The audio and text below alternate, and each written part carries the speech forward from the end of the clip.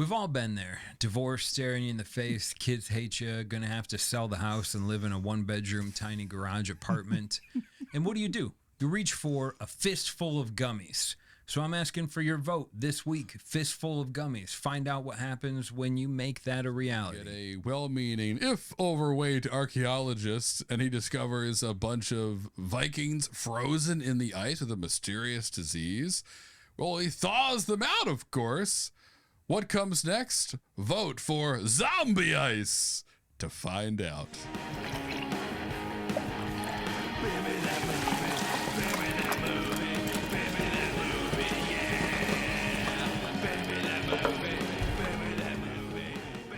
Ladies, gentlemen, clones, interdimensional sexy nuns, welcome to Fast 539. I'm John, your captain on this runway beer cart, and to my right is a man who still owes a dangerous amount of money to bill collecting apes, Harrison. I told them the check is in the mail, John. But more importantly, folks, look at us. 3 weeks in a row, no hiatuses, no mysterious vanishings, no existential crises. We are officially on a streak. That's right. We're back to doing what we do best. Talking. And taking innocent, perfectly good beer names and corrupting them into some sort of dumpster fire that Hollywood is legally too afraid to produce into a movie. Yeah, right. You grow some balls, Hollywood. Last week, you maniacs voted, and we created a rom-com that neither science nor the supernatural wanted to claim.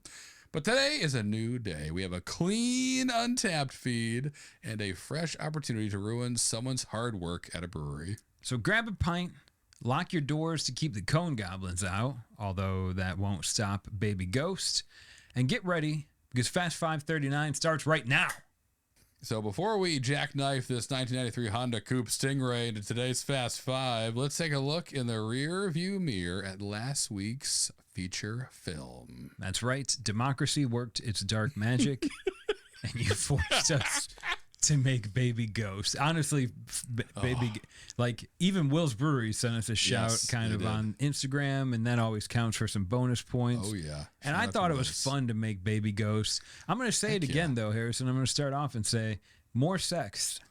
Yeah, Hollywood got that part right. They did. It should have just been an NC-17 film. It could have been, and it would have been a lot of Franzia bag slapping and a lot of tantric painting. And Eleanor goes to the streets to earn Jim's rent money. They don't paint the mural. They lose to Amish, and now she's doing ghost sex for money. Only Ghost fans. Only Ghost fans. That's something. Gosh, that's a dangerous Google. I'm not brave enough, but sure. Okay. So it could have been raunchier, but that aside, I enjoy the rom-coms we do. I think Joint Resolution was a blast. One of my favorites. You're right. This one was fun as well to kind of weave this story and really to make a story. We spent most of the time in the Fast Five stumbling through what the heck could Baby Ghost be, and then in like a minute figured it out and went to the next beer. So we didn't have a lot of story to prepare us for Baby Ghost, and kind of had to weave it out of an old loom carefully and during the feature. And what we got was kind of a fun, like F1, the racing movie, if it was about painters and ghosts. Turns out John has a lot of pent-up hatred for the real world Anish Kapoor. That's I'm what not we're even known for. a professional artist, but Yeah. I mean it when I say Google him. He's a total douchebag. That's right. The internet hates him. Everyone does. Even it's one thing that politically America can even agree on is that, like, I'm right, I'm left. What Anish Kapoor? He's a dick. That's where we find unity again. I wanted to ask you though, Harrison. We talked a lot about science, and I know you on the show, like I do some of the editing, you do the science work. A lot of work. When I asked you, like, is it really possible for me to sit home at night and in the dark and have a ghost sex me? You were like, Actually, John, it is because. Absolutely. Will Sure. you elaborate on what you learned? Yes. And the quick answer is because of that scene in Ghostbusters when that happens to Dan Aykroyd. But the longer answer is something my wife actually pointed out or made it make sense was I think if this were to be a movie, Baby Ghost, then we'd have to have some kind of celestial event occur that on this night when they did the deed to make it actually possible instead of just leaving it up to magic or unexplaining it. Why not add another element of universal wizardry to it? So it turns out there is a comet called Minerva, named after the god of like creativity and painting, I think. She was also a baddie in Baldur's Gate 3. Yes, and Professor McGonagall in Harry Potter, her first name was Minerva. But anyways, a lot of cool Minervas out there. So this comet was found in like 1867, which is interesting. Hold on to that. And so we had this idea, which we didn't share in the feature, but if you need something in your brain this week to make Can I do it without Kleenex? Yes, what you you can. have to wait is for Minerva to pass us by, and because that could be the celestial event that allows this to happen. And the cool thing about the math is that if Baby Ghost's mom, Eleanor, was born in 1867 under the first time Minerva passed us by, then she died at like 32, 33. Well, 127 years later is now. And so maybe Minerva passed over again. And on that night, a lot of magical things could happen, including making a half human, half baby ghost. So if you needed something to check that off your list of how is this possible? Well, we're saying a comet named after a god of painting flies across the planet and allows ghosts and humans to have sex. And I mean, maybe it wasn't just Jim that figured that out that night. There was some guy in a graveyard that had a blast as well. You've all Really been waiting surprised for him. so long. I'm here. Took 2 Mexican Viagra. That's right.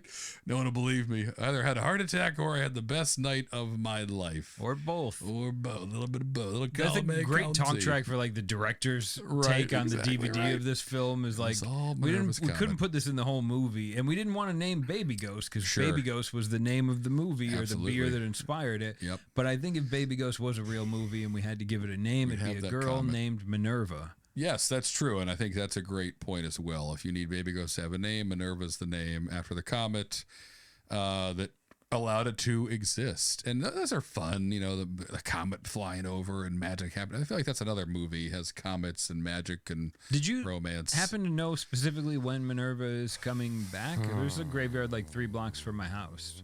I'll let you know, John. I'll DM you quietly on the side. Don't want to blow up your spot. But yeah, if you see John in a graveyard, just turn away, everybody. Just Or come walk join. away. Or you heard it from John. Just wear your tall socks. Those flowers for me? No. They are now. You don't have to. You don't have to worry about a thing. Ghost. Oh my God! So They yeah, never teach you that in health class That's anymore. right. Yeah, they don't. They leave a lot out in health class. No ghost sex, no graveyard sex in health class. But the emo girls in your health class will tell you all about it. They may meet you there doing some grave rubbings. That's what we call it these Grave days. rubbing.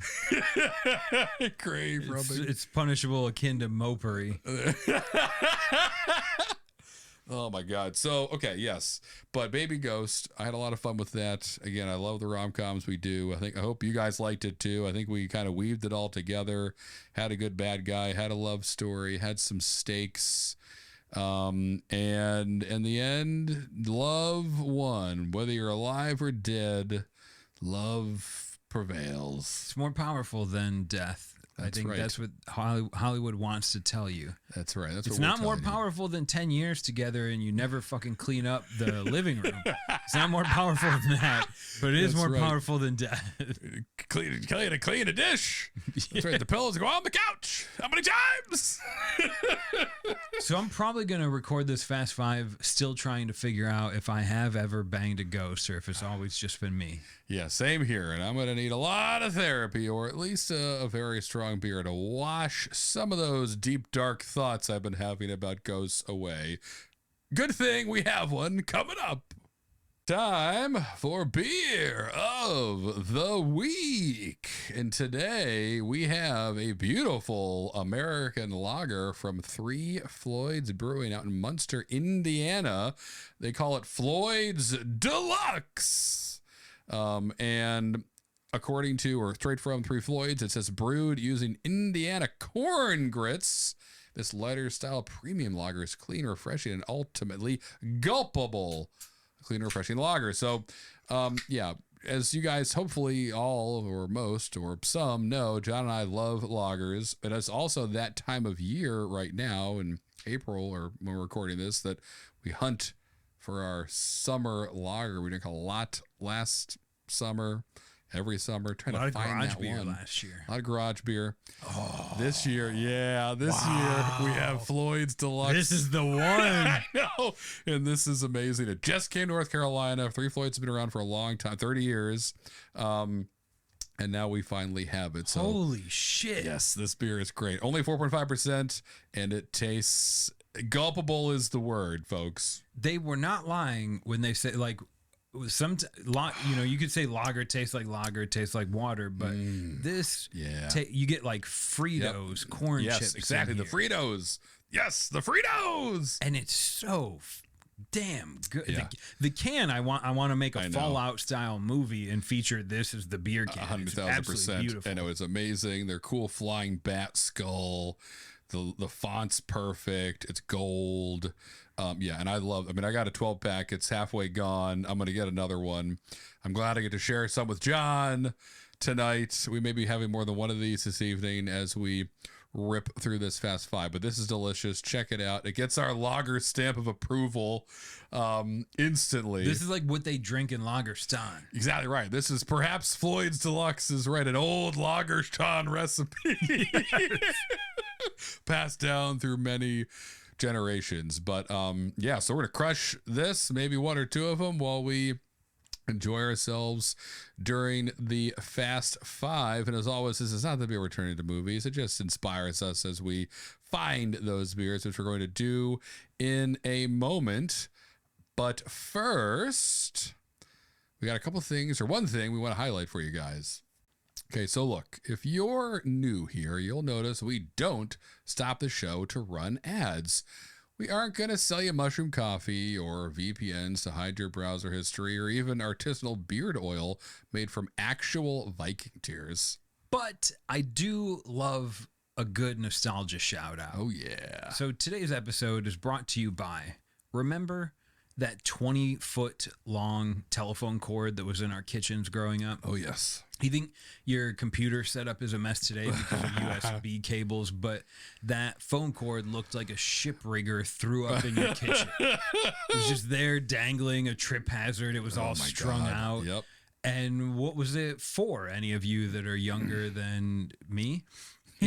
Like, effectively what would happen is you would be in your high school years and a potential romantic interest would want to talk to you, and they would have to call your communal telephone in the kitchen that the whole family would share, and your dad would answer and he'd be like, "Oh, John's home, sweetheart. He's just wasting his day playing video games. Isn't there some cool quarterback you could call instead of John? Oh, John, a girl's on the phone." And then you run and you grab the phone and you like scoff your dad for being a childish person. Yep. And you'd stretch that motherfucking line out so far to get some privacy. Then you would try and pretend to ask Jenny if you wanted to meet at the roller arena. But like, all this just comes back to, yes, cell phones are great, but there was a goodness that came with that stretched out. When that phone cord was stretched out to the limit, you knew you were close. That's right. To getting a date with whomever your high school sweetheart was. All those Jennies of the past, just twirling your finger around that phone, trying to sound cool. Oh man, and failing as you're slumped over in a corner or sitting on the love seat, the uncomfortable hard-backed love seat, trying to have a conversation. Lots of great memories there, John. Thanks for reminding us. And speaking of phones, If you guys want to be a real hero, head over to speakpipe.com/beermethatmovie. You can yell your wildest movie pitches into the void, into that site, and we'll play it on the air. So head over to speakpipe.com/beermethatmovie. Tell us whatever you want, movie ideas. What do you think of Baby Ghost? Lay it all out there, and we'll play it if you do. All right, Harry. The tank is full of mostly gas. It's time to push in the clutch, shift this baby into neutral, and rev it until the engine starts bouncing against the thing that makes it start bouncing and sounding like I have a rental car. It's time to get into the Fast Five.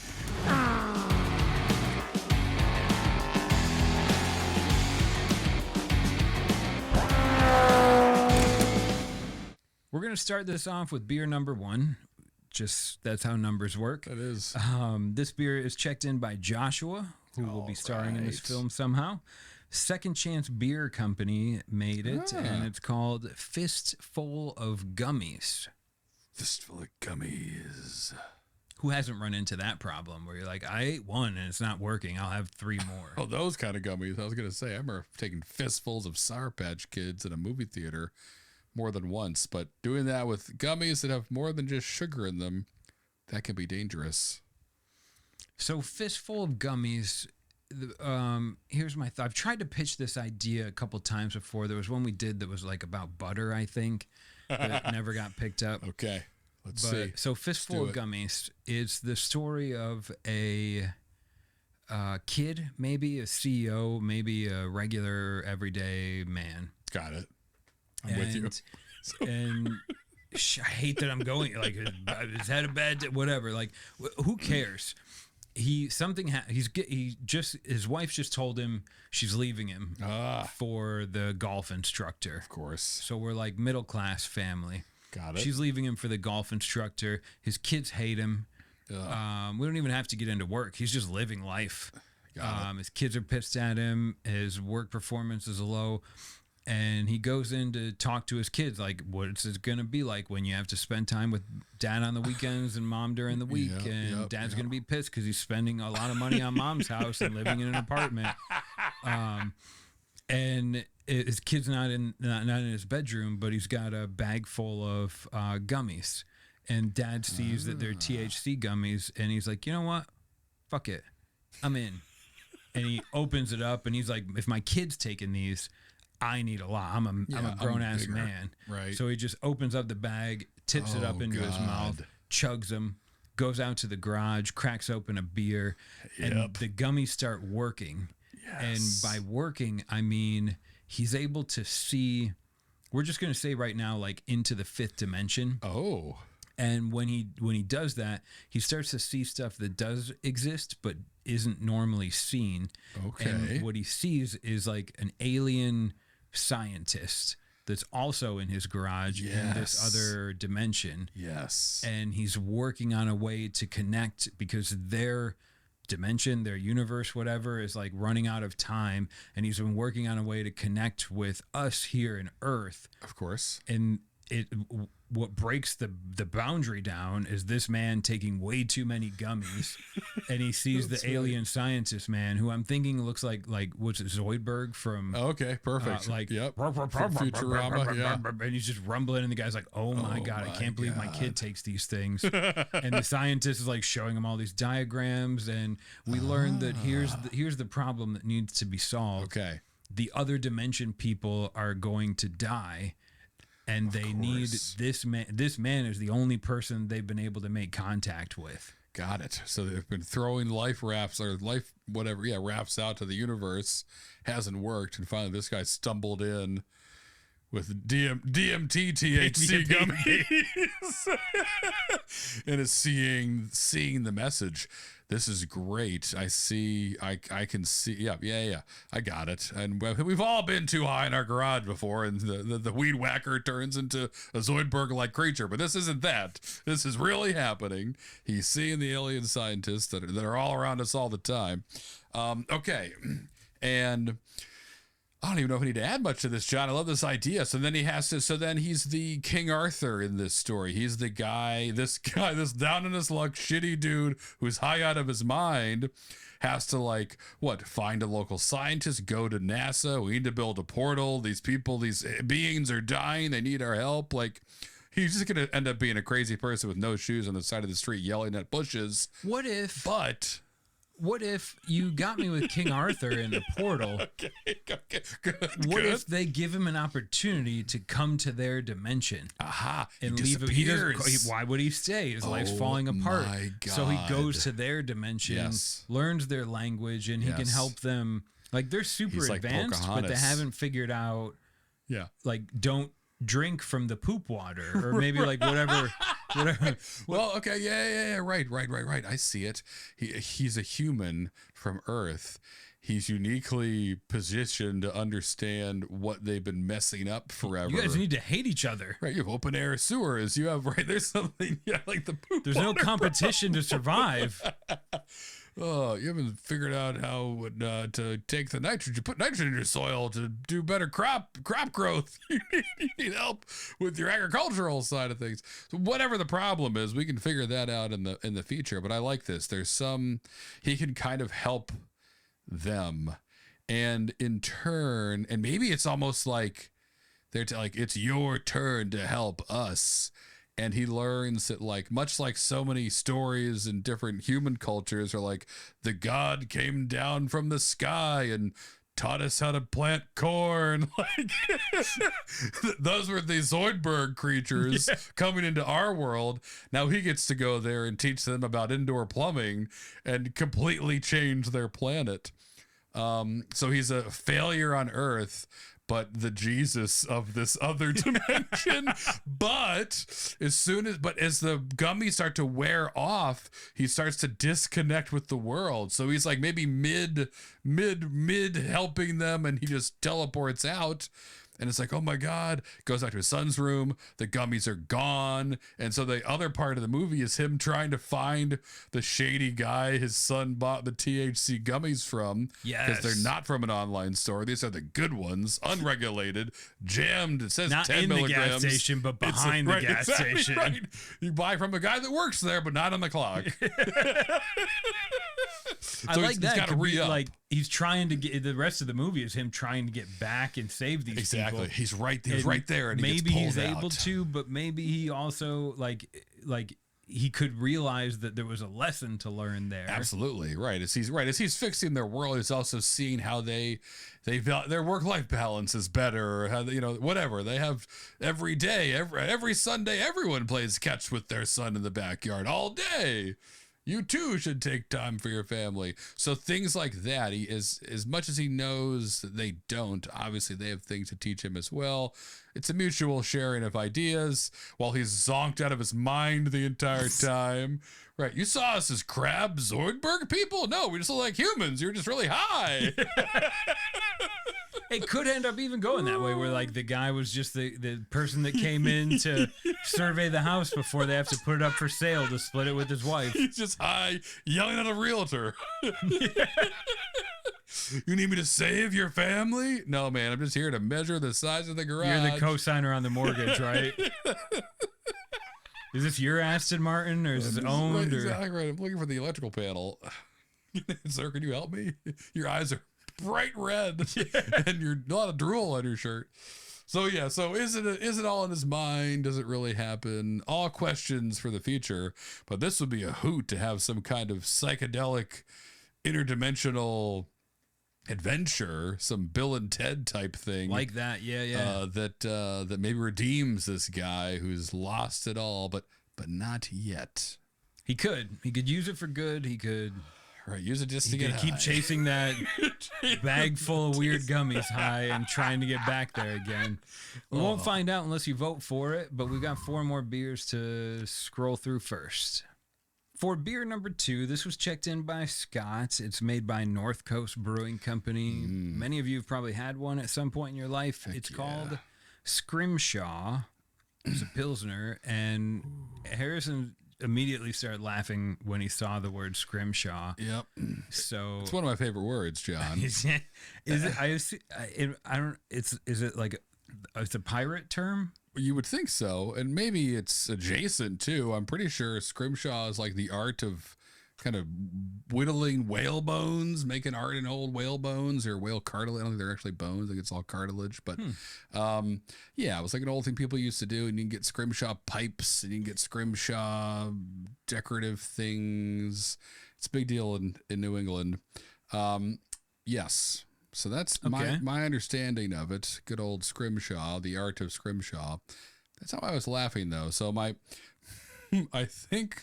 So, it's a funny word. But knowing that is perhaps important to the backstory here, and I think we're going to take this right to the nth degree, right to the beer me that movie degree with this. And so we take that knowledge we now all have about Scrimshaw that exists, whalebone art. Okay, well maybe the best Scrimshaw artist in Portland, Maine, is approached by a bunch of shady individuals who kidnap him in the night because they need him to rebuild a replica of a blue whale bone, blue whale's bones, a skeletal like a structure. Skeleton of a blue whale. Exactly. That's big.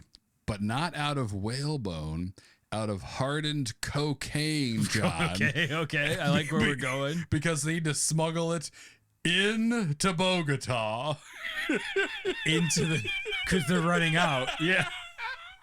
Exactly. So Bogota has had a cocaine shortage. The markets have been through the roof, but it's still technically illegal there. So they need a way to get it in. And for whatever reason, they also need a blue whale sculpture for the opening of the new museum. That's what it is. I don't even know if Bogota's near the ocean, but it doesn't matter.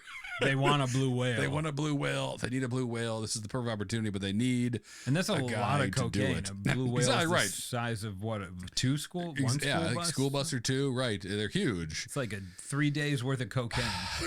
Depending on who you are and who you're partying with, that's about right.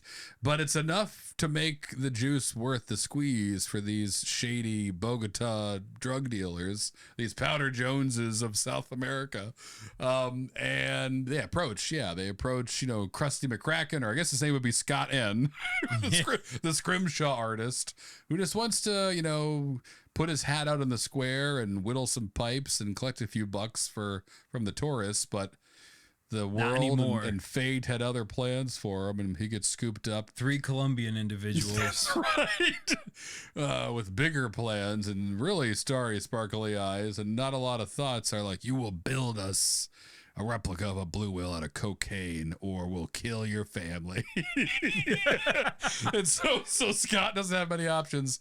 And what follows is, an adventure of Scott having to build a whale skeleton out of cocaine against his will, so that his family can survive. That's what I've got, John. That's what jumped into my head when I saw the word Scrimshaw was, this is a drug movie.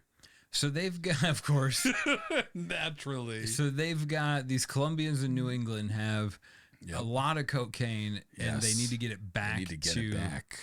So there's a fun story to be had about like why they might need to get it back. Right. Maybe they whoops, we sent the boss's cocaine. This is whatever. We need to find a way to get it back. They captured it from a rival gang, a rival cartel, and now we need to get it home. To get it out again, we need to clean it. We need to cut it. Supposed to go to the UK, not the US. Right, we've got an order. Shipping error we should have used. We need a logistics software, but we're drug dealers. We can't go through UPS like a normal business. We have to run all of it ourselves with paper. Very difficult. A lot of inventory items. Yeah, so they're dealing with some problems, some growth problems. It happens with all small businesses, but they solve it with guns and threatening people's lives, and in this case, a Scrimshaw artist. It gets the job done a lot of times. Indeed it does. It's not too far away from how a lot of startups actually work, but that's a story for another time. Bones full of cocaine. That's right. So keep the lights on. Someone with a gun. I think that's good. Like, it's a funny story. Right. If you vote for it, then we have to figure out like what, where's the rest of the movie come in? Exactly but we don't have to do that right now. I just like imagining a blue whale's skeleton made of cocaine and wondering like, exactly, if you stand behind it and there's a strong breeze, you're going to be out of your mind, just getting dust. I'm going to have to borrow some cigarettes for this movie. That's right. We grinded our teeth for the end of the first act. But yeah, a silly, crazy movie idea, which is what we do here. The heistiness of it is cool, though. Right. Like, Bogota needs a blue whale skeleton for their upcoming museum, so that checks out. Love it. The cocaine needs to get back there. Okay. The enforcers are making it happen. The Scrimshaw is the one that can carve it into bone so it looks real. Yep. All we need is a couple of, like, maybe a bachelor party gets involved and the bones start missing or something. Right. If we have to carve another third rib, I'm going to take your son into the ocean and not bring him back. You hear that, Scrimshaw? Scotty? Glad you checked that one in, Scott. Oh, heck yeah, I am. Great beer. Haven't thought about it in a minute. Glad we did, and glad that story fell out. On to the next.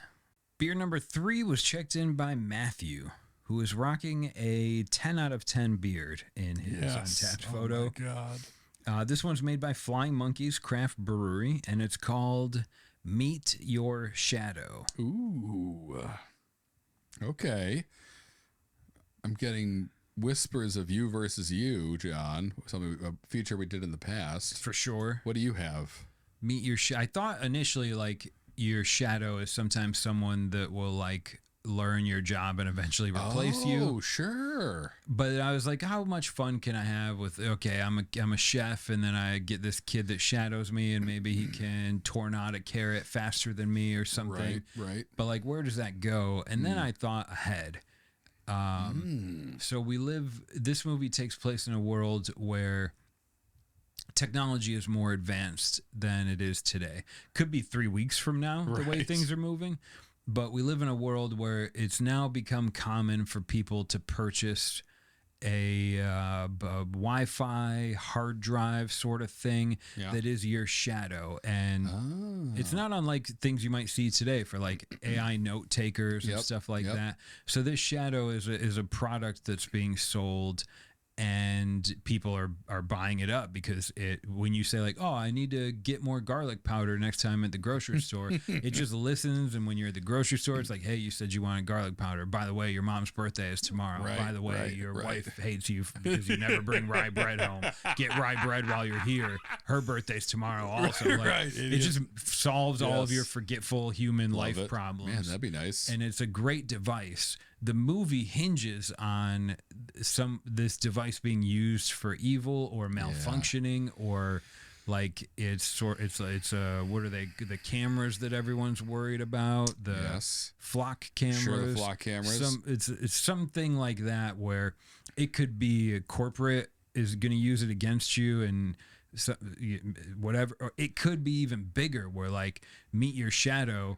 This thing is taking over your soul, and you're losing the game of eternal life because you're giving into technology, and there's a demon behind it. Like, we could go a couple different directions. Well, how about, so I love all that. I love everything you've set us up at. You're right. You go to the grocery store, it knows all the stuff you need to get. It helps your life be what it should be. It helps you stop forgetting things. It knows all about you. Kind of as part of the process, when you get your first shadow device, you ask you all these questions so it can learn how you think, what you care about, what's important to you, goes through your contacts, basically absorbs your life inside it.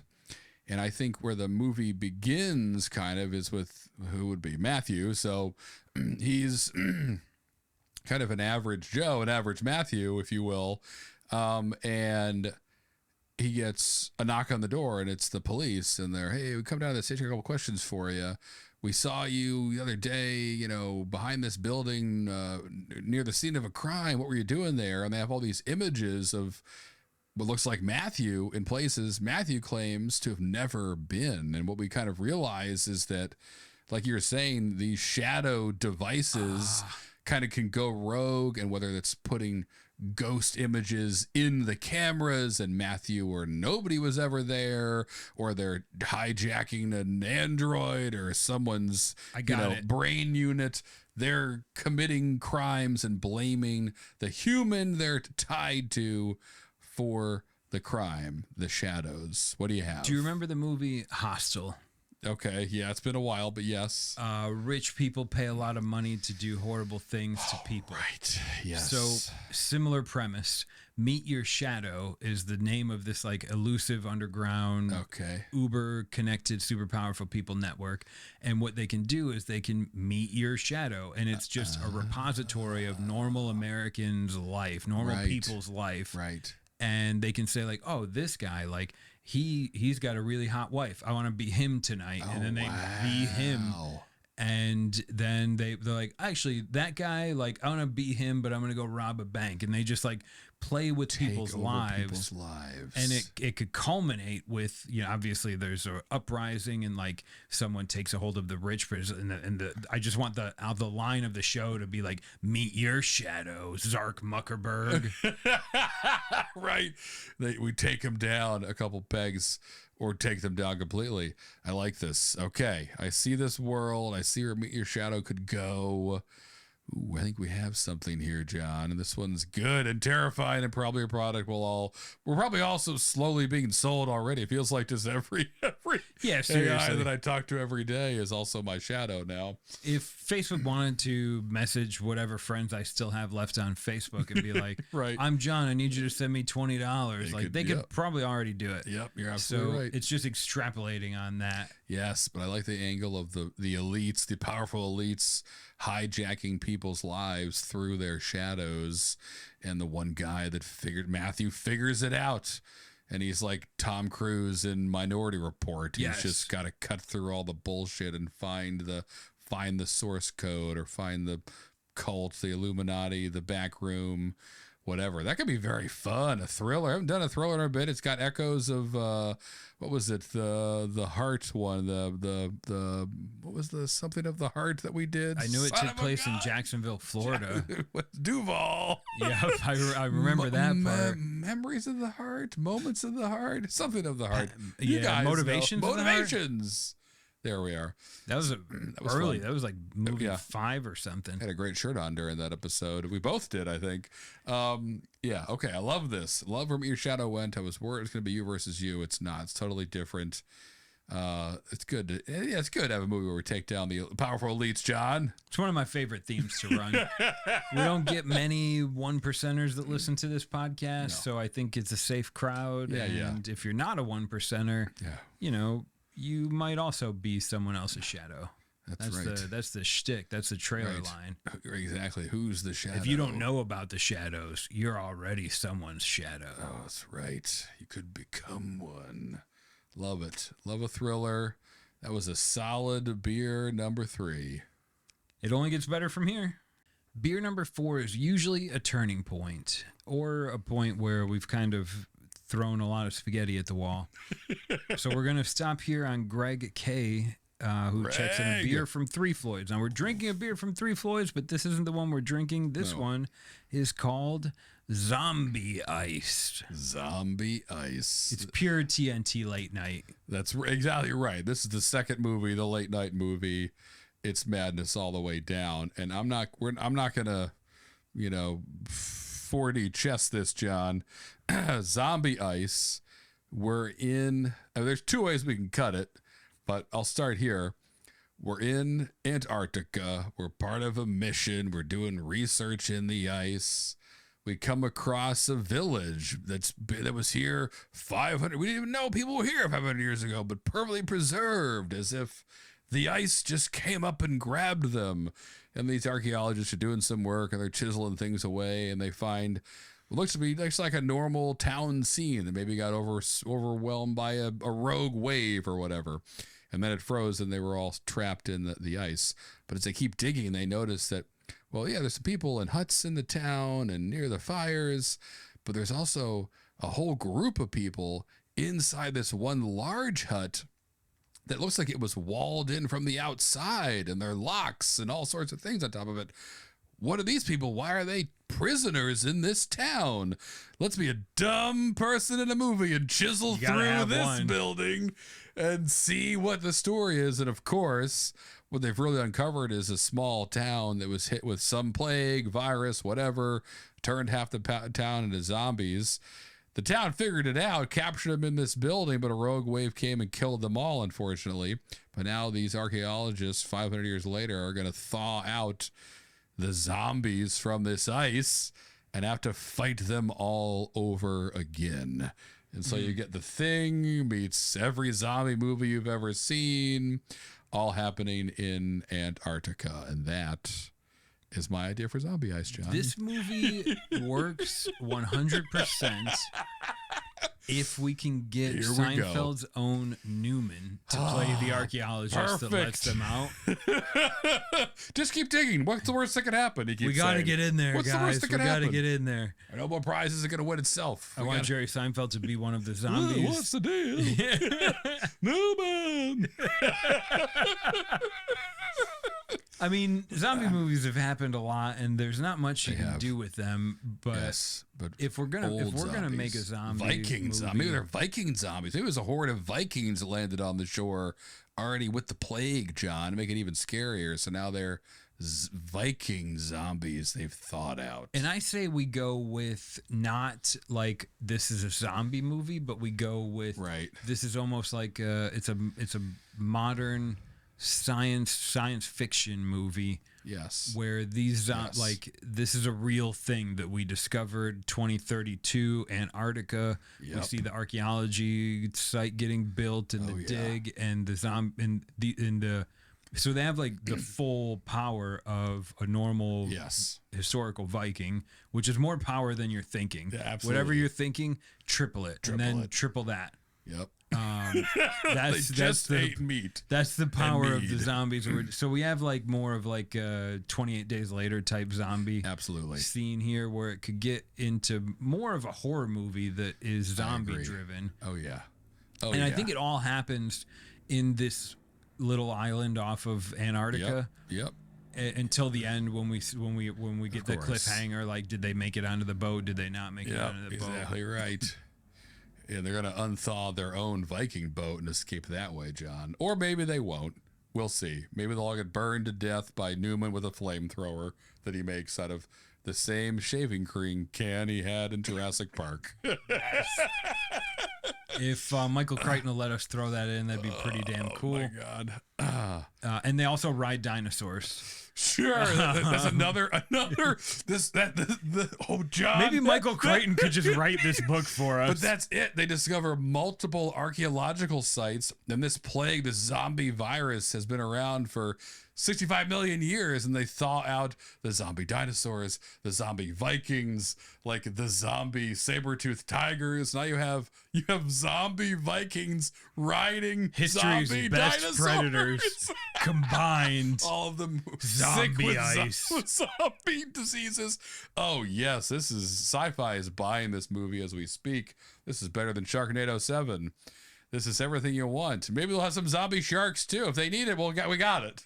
They're in the water. We can have the National Guard fly people in, and they all get chewed up. Like, we're sending the world's best militaries at this, but you can't fight zombie raptors, zombie Vikings, and zombie saber-tooths with Vikings riding them. This ends with us nuking Antarctica, but we'll get there. Maybe it doesn't. We've got a whole feature to figure it out if you guys pick it. But Zombie Ice would be a fun action movie. Lots of zombie jokes. Maybe it's Newman and also Bruce Campbell is there shooting zombies in the face with a shotgun that's also attached to his leg. Oh, it's all happening. There's an S-Mart in Antarctica for some reason. Yeah, exactly right. The last S-Mart. Okay, that was fun. It's good to have a fun movie. We got one more that's not going to be fun. It's going to be beer number 5. For our final beer of this Fast 5, it comes from Brian, who checks in a beer from Masthead Brewing. Nice. Called, you like Masthead, Harrison? They gave us Ice Melter, I believe, John. I think you're right, actually. Ice Melter is one of Harrison's favorite feature films. This one is called Freelance. Freelance. If you know anything about freelance, it's usually it's cheap and the work you get sucks. Yes, exactly. Ugh, 1099s all the way down. Forget it. It's for the birds. But sure, there are freelance copy editors and freelance graphic artists, but I think also, John, in a job you wouldn't report to the IRS, there are also a lot of freelance assassins, hitmen. Okay, I like this thread. Like it's almost the name of the brand, like freelance. Right, but not free. You have to pay me. He's not free. Well, but maybe that's the laugh in this movie is that, I mean, Brian checked it in, so it'd be about Brian, but maybe there is this hitman who's so bad, such a bad track record that his handler has this idea of, I mean, last time you were supposed to blow up the black car, you blew up the blue one. You're supposed to kidnap the priest, you killed him. We need to get you some good reviews. I think you need to do a couple free ones here, Brian. We just need some good reviews, man. Your scores are low. That's right. That's right. On whatever the app is that Hitmen. Tinder. Perfect. All right, just you also using. Oh, be careful on Tinder. It's not what you think. You swipe up. That's right. Swipe up. We had a good assassin experience.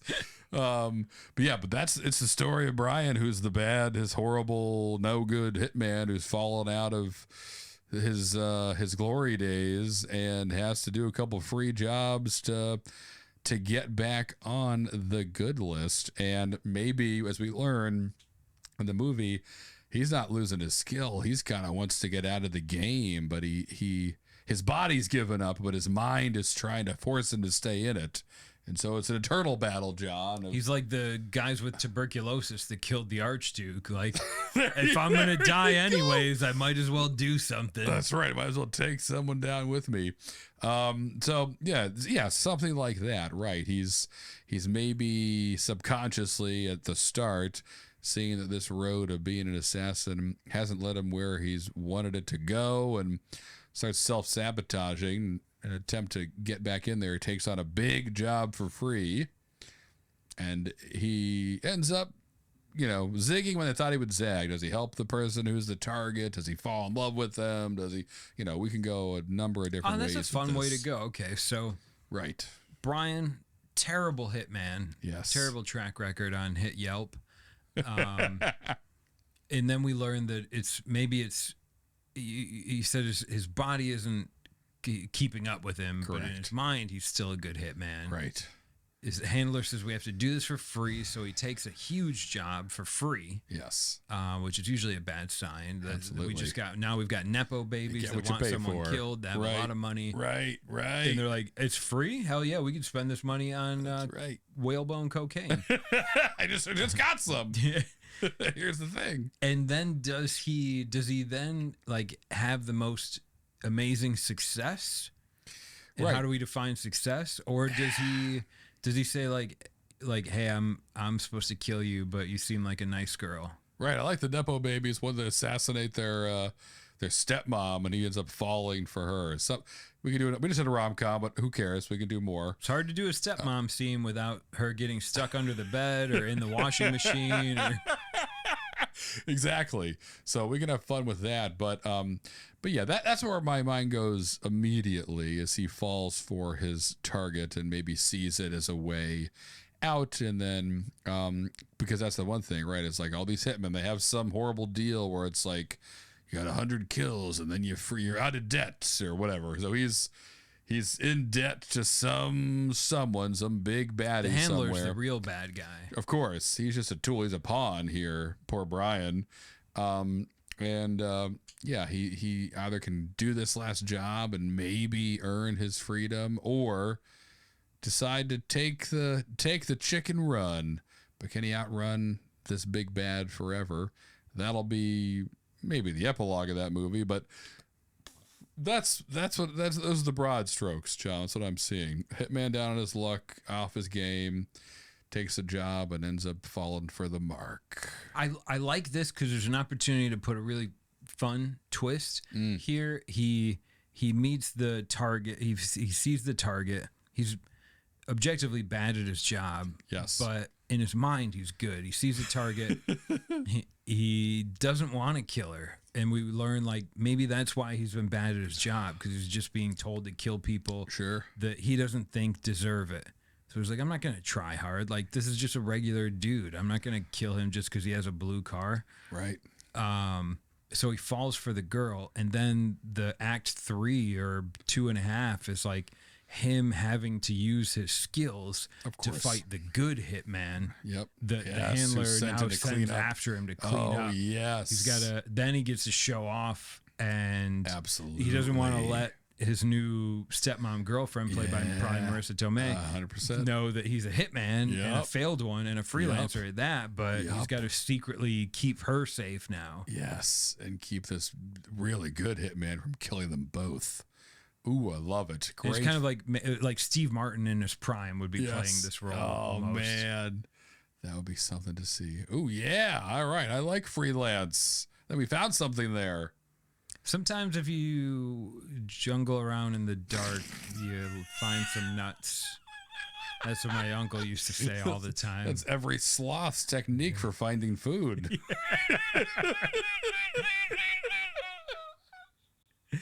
Okay, so freelance makes it on the board, and there. We've got 5 beers. We've got 5 pitches that would certainly get us thrown out of any Netflix boardroom. But as is tradition, only 4 survive. So it's time for me to push one of these children into the town well, and the other 4 live for at least another week. So let's recap the board, John. All right, so first up, we had our psychedelic adventure, Fistful of Gummies. Then for beer number 2, it was Scrimshaw in Your Way to Cocaine Freedom in Bogota. Beer 3 was Meet Your Shadow or Meet Your Maker. Beer 4 was Zombie Eyes, which I love as much as, what was the Vortex Hands? Yes.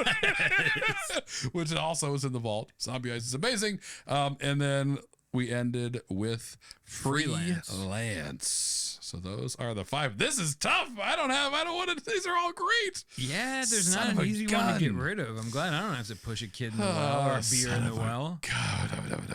All right. So what's 100% in? I love Fistful of Gummies. I'm keeping Zombie Iced. Okay. So we've got those 2. I want to keep Meet Your Shadow. Okay. We've got 3. It's between freelance and Scrimshaw, John. Well, I'll tell you what, as fun as Scrimshaw was, I think we have more of a movie with freelance. I'm okay if Scrimshaw lives in the vault. What do you think? If I zoom out and I look at the plumbing, freelance is Scrimshaw, but it's more fun in Act 3. Yes, it will be. So I agree. I do love the idea of cocaine whale bones and a bachelor party, but I think freelance gives us room to have more fun with that, and we can always throw cocaine in a movie. Yeah, maybe we will. Maybe the end of this will have a whale bone cocaine model that somehow saves sweet little Brian. Who's to say? I guess us next week if you guys vote for it. But all right, fine. So we'll put Scrimshaw in the vault for now, or in the bottom of the well with the rest of the whale bones. And we'll stick with Fistful of Gummies, Meet Your Shadow, Zombie Ice, and Freelance. So those are the 4. And starting right now, you should vote, because voting has gotten us a lot of things. Yes. Some of them have been very good. Oh, yeah. Vote for your favorite immediately, because we're going to have to record this next week. Yeah. So your votes really count. That's right. They really count. And you can vote on our Instagram and follow us there. Go follow us now. The poll is in the post about this episode. Yeah, but we did another Fast 5 in the books, John. So until next week, peace. Punch. Give me your Scrimshaw. I was going to say Scrimshaw too. Give me that whale bone. Pushed in the whale, but it's still in my heart.